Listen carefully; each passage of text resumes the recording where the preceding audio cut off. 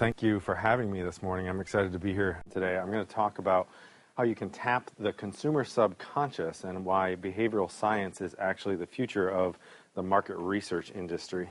I'll go pretty rapidly, so I won't be able to get deep into this, but I'm going to focus on business applications.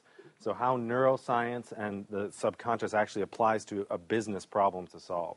I'll start with talking about behavioral science as the future of market research, and then I'll ask this question about whether consumers are rational, and give some really kind of fun examples of that. I'll talk about the trouble with traditional research, the methods that everybody has been using for the last 50 years, and then I'll go into the business problems, product feature optimization, advertising effectiveness, brand love and brand equity problems, and then I'll finish with a real sales case study where we show the potential application of this of optimizing your product buy and managing inventories. So hopefully this will be an interesting talk for this audience. And if there are any questions along the way, please stop me. So behavioral science is the future of market research. Has anybody read any of these books? Recognize any of those? Descartes' Error by Antonio Damasio. Zaltman's How Customers Think. You remember Gerald Zaltman's book back in 2003? Blink by Malcolm Gladwell. Nudge by Cass Sunstein and Dick Thaler. Anybody familiar with that one? Nudge, coming out of the University of Chicago. Predictably Irrational by Dan Ariely. Yeah. Or The Social Animal, most recently by David Brooks. So all of these books actually talk about the subconscious and how emotional reactions are immediate and influence decisions in a primary way, where rational justifications are secondary to the emotions that consumers feel. And each of these books, these popular science books, are tapping into knowledge that we've had in the behavioral sciences for 40 or 50 years. But what we have now with these authors are great translators. These guys can translate this insight into easy to understand language and practical application to everyday lives. So what we're asking ourselves in the market research industry is, well, how do we apply this to business issues? How can we apply these insights to inform the same business application issues that we're faced with every day? Why would we want to measure the subconscious of consumers, whatever your target audience it may be, whether that's B2B or B2C? Well, psychologists are estimating that 95% of human thought actually occurs below the level of conscious awareness.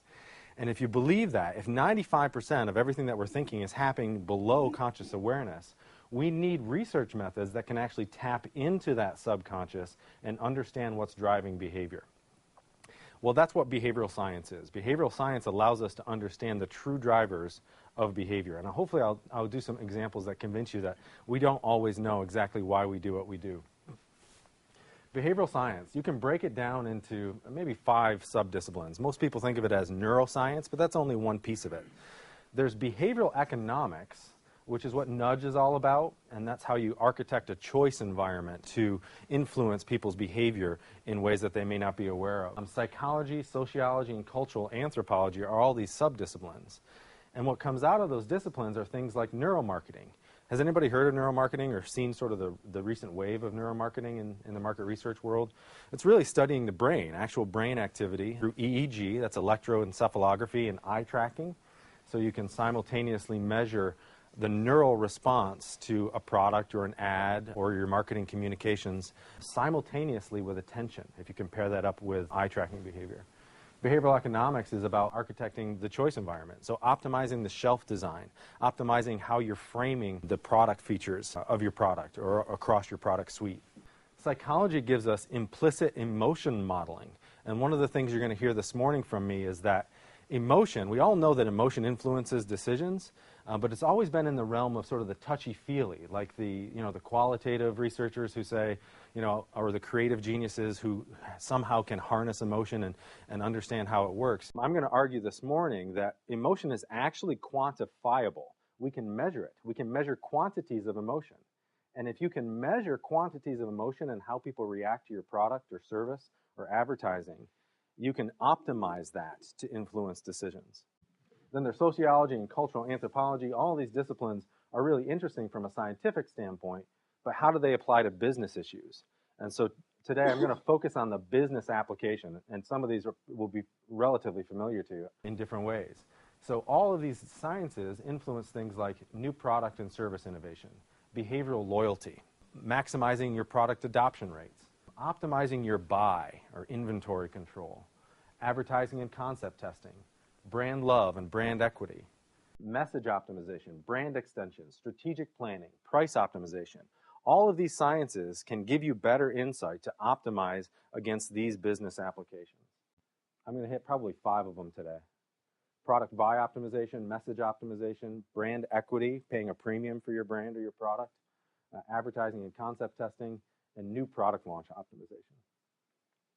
So let me start with this question: are consumers rational? And we'll go with the Apple iPad.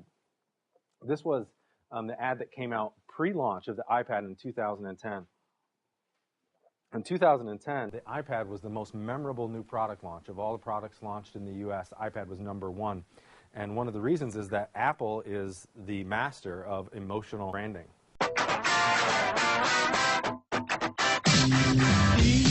Be the charming type. Take off your gloves and show what they hide. I'll let you cry if you close your eyes.